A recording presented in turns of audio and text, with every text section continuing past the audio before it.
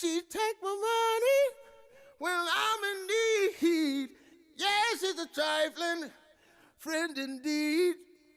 Oh, she's a gold digger way over town that digs on me. My biography begins in the Sierras, a child on pack trips with my parents, my photographer father, and my writer mother. It begins in my first views of the wild places that became the subject for my own photography, but more than that, the places that have offered me a lifetime of solace, of adventure, and joy. Our childhood sets our paths, finding in them the directions we wish to go. The paths lead us deeper and deeper into our lives. I was lucky. I watched my father do the work that led me into my own work. I helped him in that work. As a young child, as his model, as a teenager, printing his black and white photographs. I made my first photographs as a teenager in the late 1950s, and had my first photographs published as front and back covers of Arizona Highways when Raymond Carlson was editor, and I was still in high school.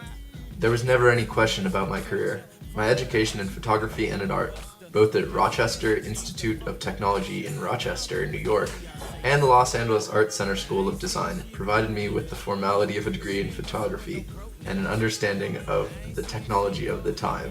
But I felt, and continue to feel, that my most profound learning experiences were in the field. Even now, as the technology of photography explodes in directions undreamed of in my early days, and as I continue to learn to expand in new directions, it is nature that remains my teacher. Although my work has been shown in numerous exhibitions, including Santa Barbara Museum of Art, Phoenix Art Museum, Center for Creative Photography, Museum of Northern Arizona in Flagstaff, what is most enduring are the more than 50 exhibit format books I've published. The books allow me to share in depths of the subjects, the landscapes that inspire me. 2 of these, and a number of articles, have been done with my wife, the writer Ruth Rudner. I am among the archive photographers of the Center for Creative Photography at the University of Arizona, Tucson, shortlisted for this honor by Ansel Adams, founder with John Schaefer. As a 2-time Canon Explorer of Light, I worked with the Canon Systems camera that were the mainstay of my 35mm work. Participation in a UNESCO/Panasonic sponsored project to photograph World Heritage Sites propelled me into learning to photograph with digital cameras. I revel in the freedom these cameras bring, but for me, photography, with any kind of camera, is a matter of seeing. Two beans out of that toxin. He got that ambition, baby. Look at his eyes. This week he mopping floors. Next week is the fries. So stick by his side. I know his dudes ballin'.